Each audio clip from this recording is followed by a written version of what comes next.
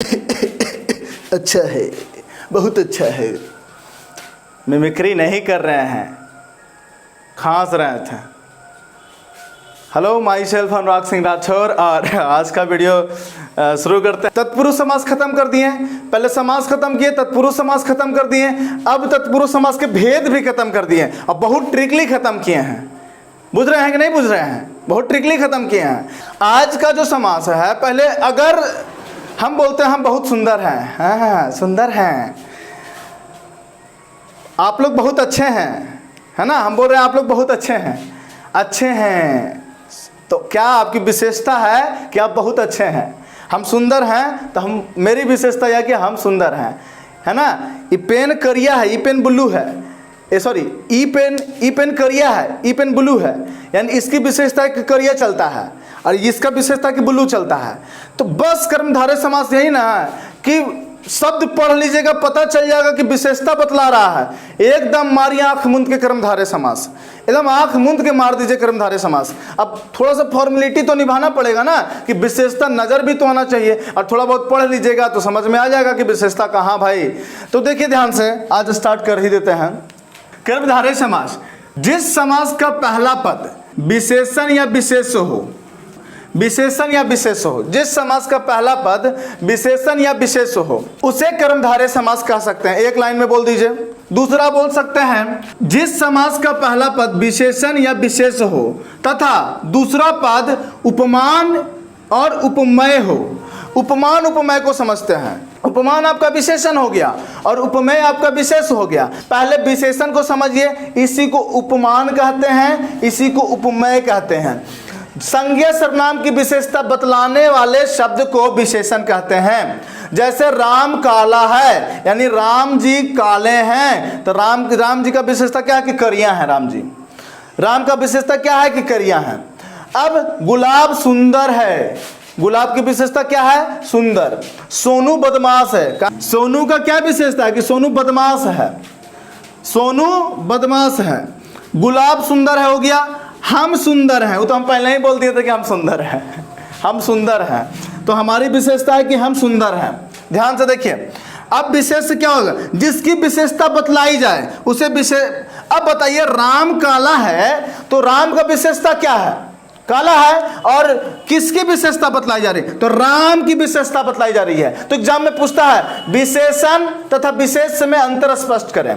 तो यहाँ पे विशेषण ये हो गया, विशेष ये हो गया, जिसके बारे में जिसकी विशेषता बतलाई जो विशेष होता है। तो राम यहाँ पे आपका विशेष हो गया और विशेषण आपका करिया हो गया। ठीक है, ये आपका विशेषण शब्द हो गया। बस यही तो समझना था। सोनू विशेष हो गया, बदमाश हो गया विशेषण, यानी ये अपमान हो गया, ये उपमेय हो गया। अब देखिए, काला सांप, इसमें बताइए काला विशेषण और सांप उपमेय, समझिएगा, विशेष हो गया। थोड़ा आगे पीछे कर दिए हैं। अब काला है जो विशेषण है, यानी ये उपमान है।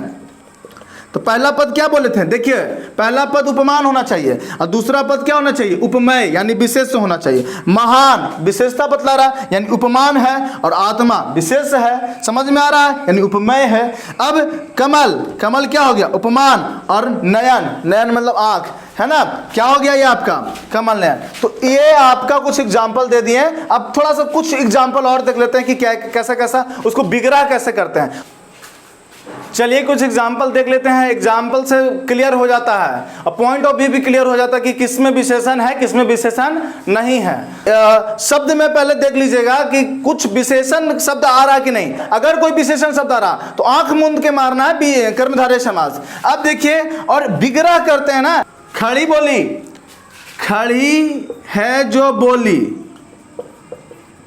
ठीक है, खड़ी है जो बोली।